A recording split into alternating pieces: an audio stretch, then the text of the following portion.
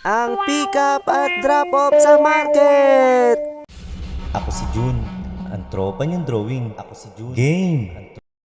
Maulan na araw mga tropa at ngayon nga ay pag-usapan natin kung saan na ba ang pick up at ang drop off dito sa market. At dahil nga naglabas ang management ng market kung saan na dapat mag-pick up at mag-drop off ang mga ride-hailing app gaya ng Angkas, Moovit at Joyride simula noong March 15, 2024. At ito nga ang advisory ng market management. Nakalagay dito na starting March 15, 2024 ay ang pick up at drop off ay meron na designated area doon sa may Tim Hortons along C5 Road. Malaki ang naging adjustment ng rider at pasahero dito. Bukod sa malayo na ang iniikot ng mga rider, ay ito na rin ang nakasanayan ng mga pasahero na lugar kung saan mas madali silang ma-pick up at syempre mas madali silang mahanap ng mga rider. Maging hanggang sa ngayon ay marami pa rin umaalma o nagrereklamo marahil dahil sa nakikita nila na meron pa rin mga motorsiklo na nagpipick up dito at nagda-drop. Syempre hindi tayo sigurado kung kamag-anak ba nila o pasahero ang binababa nila. At syempre kahit ano pa man yun ay wala naman sa ating problema yon dahil gaya natin gusto lang din nilang kumita ng pera sa malinis na paraan. At dahil call nga ng management ng market